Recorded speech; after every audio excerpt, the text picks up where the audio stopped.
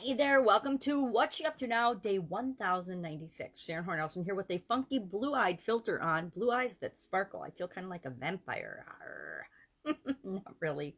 I like to try the different filters on this particular journey, journal segment, business journal segment, because I can do what I want. It's just my place to kind of riff and talk about whatever subjects are on my mind, what's working, what's not working, as I transition from the brick and mortar world of business and corporate America to the online world of business. And it has been a pretty long journey, actually. I left, did a quarter century in corporate America while having different businesses and entities on the side.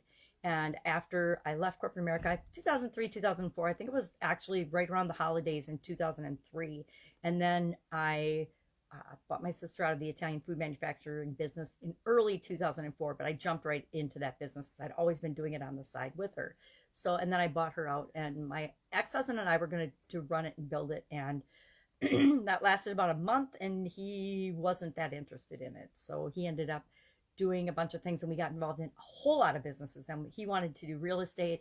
So that meant I had to become a licensed real estate agent and a broker and a negotiator and a short sale and a loss mitigator expert and loan modification expert and all these things back in the early 2000s and the crash of 2008 2009, all of that, which was boom time for us. Remember, whenever one area is struggling, there's other areas and other businesses and industries in the same time that are booming, because we live in this dual universe where pluses and minuses balance one another off, good and evil balances one another off. At least that's what I like to believe. So in 2013, then, after running several different businesses, in 2010, I had a sudden cardiac arrest. And that definitely put a dent in what I was doing, because I was really super busy at the time that happened. And fortunately for me, I had learned to put systems and processes and other people in place so that when I was down, literally in a coma, and probably gonna die, but didn't, of course, everything kept going and kept running smoothly. My son was able to step into the food business, and other people were able to handle the other things that I had going on, and family stepped in to help with my daughter and things. And my ex-husband wasn't my ex back then, but he helped with my daughter and things too. So crazy time.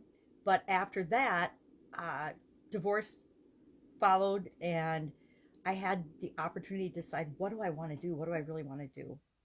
And a bunch of other stuff happens, because that's how life is. A bunch of other stuff happened in that time period. But in 2017, after we divested ourselves of all of our joint assets, I did have the chance to say, okay, what do I want to do now? I was 57 years old. My kids were grown, and I was like, all right, I've always been curious about the online world and the internet. I dabbled in a couple of little things and learned a few things along the way, but it had never been the jump into the online digital world that I had, kind of wanted to do back in early 2000s when I left corporate America. Other things took precedence, and we got involved in a whole lot of other brick and mortar type businesses and real world businesses, and the internet just had to wait. And so in 2017, when I had the opportunity to say, okay, I'm too old to want to go back to corporate America. I don't have a strong urge to start any specific physical type of business. What do I want to do? And I decided I would jump online and see what I could do there. My original plan, and still is, I guess, was to duplicate my offline business success and acumen in the online world. I would say I'm not there yet, definitely not there yet. And here we are, 1,096 days into my journey, and it's really longer than that. It's probably almost a year longer than that, because it took me that long to get over my fear of wanting to hop online and talk and do online videos. But as the world has a way of pushing us into things that we think we're afraid of, what we really can do, my vision tanked. I've been blind in my left eye since the 80s, early 1980s, and my right eye, following my sudden cardiac arrest in 2011, started to deteriorate and take the same path that my left eye was. So I had some surgery, and that helped for a little while, but then I'm to the point now where it's continuing to deteriorate, and it's past the point of being legally blind, and it will probably continue to deteriorate. And as it does, I will continue to find tools and strategies and things that work for me. And one of those strategies was, okay, I'm not going to be able to document and write. And I've always been one of these people that has literally hundreds of notebooks around me, dozens of them for sure. And I still write things down, but it's a pain to read them. I can't really read them, but I write them down because the act of writing reinforces the things that I want to remember for me. So I'll still write even if no one can read it, which mostly nobody can, but I still do it anyway, because it helps to reinforce learning for me. So since I couldn't do that, I've had to say, okay, forget about being afraid to do video, just do it. And by doing it, I don't know, I've done at least 4,000 videos at this point in the last, 18, 19, 20, and we're into 21. So in the last 3+ years, I've done, 4,000 plus videos. And that means, almost 4,000 podcasts as well, because I take my videos that I do for creating content and I strip the sound out of them and I put them up on my Pajama Grandma podcast. You might ask, why are you surrounded by teddy bears? And you're not in pajamas. Nope, not in pajamas. I kind of stopped doing the Pajama Grandma thing in last year during COVID in 2020. I started doing it as, because it is me, it's a part of me, just like we show up as part of us in all the different roles that we play as human beings, right? We're sisters, we're sons or daughters, we're mothers, we're not to use any of these terms according to Congress now, but that doesn't make any sense to me. If you're a mom, you're a mom. If you've got kids, you're a mom. If you're a dad, you're a dad. If they're terms that we use and pronouns we use to let people know a little bit more about us. And so I think this political correctness and actually dumbing down of America is totally unacceptable. Instead of getting closer together and better at communicating, we're actually creating barriers and separating people. And it's just plain wrong. I don't care what your political beliefs are. It's wrong to pit human beings against each other. We're all connected and we need to behave that way. And we need to remember that if I hurt someone else, I hurt everyone else. If I hurt myself, I hurt everyone else. And I don't know how we're getting away from that. And it's, especially just for political gain and greed, that's got to stop. So look, I get all choked up when I talk about it. So that's part of why I do videos. So today our videos and I do videos so I can communicate with my people. I've got a business group, Supersize Your Business Group, and every day, and I started to do it as part of my move. Again, I start doing things and I create things that solve a problem for me, and then I end up finding, oh, I really like doing that. It's really interesting. And not only did it solve this problem for me, but it also benefits me in these ways. And so then if it benefits me and it's moving me toward what I want, then I keep doing it.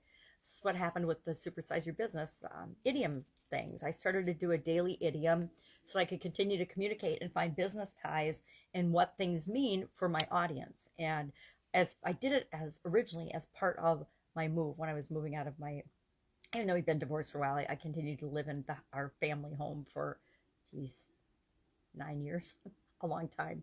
And then finally we needed to sell that. And so in late 2019, I moved out so that we could remodel that house and sell that, which we did. And fortunately, I didn't benefit in any way, but it was nice to pass it on to a nice family and make it beautiful again. It was a beautiful home. But as part of that, I needed to figure out what was I going to do every day that would be easy to create content and wouldn't take a ton of time and energy and thought. And so I thought, I've always been interested in words. And so I thought doing a word of the day, and I'm like, yeah, it's kind of boring. Tons of people do that, and it's not that special. So I thought, well, I'll do an idiom of the day, because idioms are kind of tricky. They're a collection of words that don't always mean the same thing when they're taken together as they do when they're taken individually, the individual words. All good things must come to an end was today's idiom, which pretty much means, hey, good things are going to stop, good things are going to end, things are going to end, everything's going to end, right? That one pretty much means what it says. But a lot of idioms don't have anything to do with the words that are put together in the sentence. And so I wanted to explore some more of those. And so I think today was once I started counting, again, I don't start counting things right off the bat. I just did it for a while, not knowing I was going to continue to do it. But then as I was doing it for a while, I'm like, all right, I need to have a way to keep track of these and what I've done. And I've now, at this point, today was day, I think, 696 of since I've been counting. Well, I have long lost track of whether I've done some or not. And I'm going through like 100 days in a row. The first like 100 days of this year, I'm doing a proverb, because proverbs are awesome. They've been around for hundreds and hundreds of years. Most of them we've heard of or heard somebody else use at least sometime during our life. Even if you're young, people have been throwing proverbs at you your entire life. And sometimes we know what they mean, sometimes we don't, but there's always a lesson in them. Proverbs, by the way, are not always true. Just because people say it a lot does not make it true.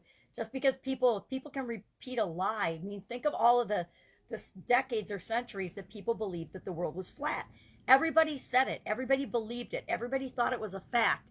Yet, it absolutely positively was not, right? It's absolutely positively was not true. But everybody believed it. Or not everybody. Some people didn't believe it, but the vast majority of the people believed it. And if you told them something else, you were crazy. We're seeing a lot of that going on right now, which is really, really disturbing. So, all the good things must come to an end was our idiom for today. Fun, not fun challenge. Geez, fun challenge was last year, which was perfect, by the way. Every year for the last, this was my 4th year now in a row of doing a 365-day challenge. The first one was do one thing every day that scares you. Then I did do one thing every day that makes you happy. Last year I did do one fun thing every day, which turned out to be the perfect pandemic challenge for the year. And this year I'm doing one thing every day that centers you, or centers me, from this little journal book, do one thing every day that centers you. This one's deeper. This one's a little bit more about you and getting to know yourself, and me getting to know myself. Why? Because it's the next evolution, the next step in my journey, my personal journey, my continually improving me process. Supersize your business. Get Up and Go Challenge, February 1st. We're going to start, I think it's Monday, right? Isn't Monday, February 1st? Start the first Get Up and Go Challenge for 2021. And kind of playing with, do I want to change the look and feel of it? Do I want to change the way I presented it? I just started doing it last year. I'd done a challenge or two up to March, but when the pandemic stuff started to explode in April, August, October, June and July. April, June to July, I did a 40-day. So April was 30 days plus. June and July was a 40-day challenge because some entrepreneurs said, hey, see if you can do 40 days, which was easy, right? So I've done 90 and 365 and all different length challenges, but, challenge me to do something and I'm probably going to say yes and do it. Then in August, October, and December, we did 5 30-plus day Get Up and Go challenges last year. Super fun. We cover all the different 7 areas and aspects of your life, and we create what's called the SOAP framework. We use the SOAP framework, which again was perfect for 2020. I hadn't really, I used the process that is the SOAP framework for a lot of my life, probably most of my life, but I never had a way of describing it or naming it, or I never sat down and said, this is the exact process I use whenever I'm faced with a challenge or a change that guarantees I have better results after that challenge or change than when I first experienced the change or the challenge or the setback or the failure or the thing that's causing me to have to respond to it. But last year I was like, SOAP totally fits this 4-step framework or process that I use every single time. And now I've installed that in my subconscious and I just do it automatically. Something happens, I go through the process and then I react. I don't or respond. I don't automatically react emotionally based on anything that comes my way, except for certain topics of conversation, of course. And I do, just like every other human being. So the SOAP framework, and we'll talk about that. We're going to do a couple things. I want to do some different interesting things with it. I do challenges very differently than other people do challenges. I don't do challenges to garner business. I do challenges to give back and share with the world around me. And I do that because I know all the things that I've had to learn and figure out on my own the hard way, most of them the hard way, by screwing stuff up and making mistakes. And if I can help 1 or 2 people, even one person, just to skip over some of the stupid stuff and the mistakes I've made, then I feel it's worthwhile and it's worth doing. But in 2021, I want to do a couple of different things. I want to continue to add value to it. It morphed and changed from the first one to to the fifth one, it changed a lot and added a lot more value. So I believe the fifth one was a lot better than the first one, but I haven't gone back to watch it, so I don't really know. But secret, all of them are available in units on the Get Up and Go Challenge page. So everything I created last year, hundreds of videos about life lessons learned, different topics and things that I figured out along my journey of 60 plus years, maybe 61 in March, and the different businesses and experiences I've had. I've shared those in that group, on that group page, and they're in units, so they're kind of organized. You can search by topic. If you're having a particular challenge with anything, you can just type it in the search bar in the left-hand column of the Facebook group, and you can find it. I'm thinking about, for this challenge, maybe, and I set up a group yesterday on LinkedIn. I'm thinking about maybe doing it in LinkedIn, because I actually have a lot more followers and a lot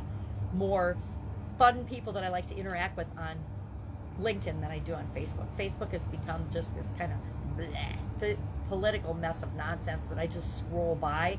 And sometimes I don't scroll by like everybody else. I get sucked in, and then it kind of ruins my whole day. If somebody's like mean, and if I have to respond, or if I choose to respond, because I never have to, but sometimes I choose to respond like, wow, why'd you say that? And especially when it gets down to personal attacks, I just am like, what is wrong with us? It's got to stop. So I am spending less and less time there, although I do love the Facebook Live feature, because it is so easy and convenient for me to create content and then share it throughout the world.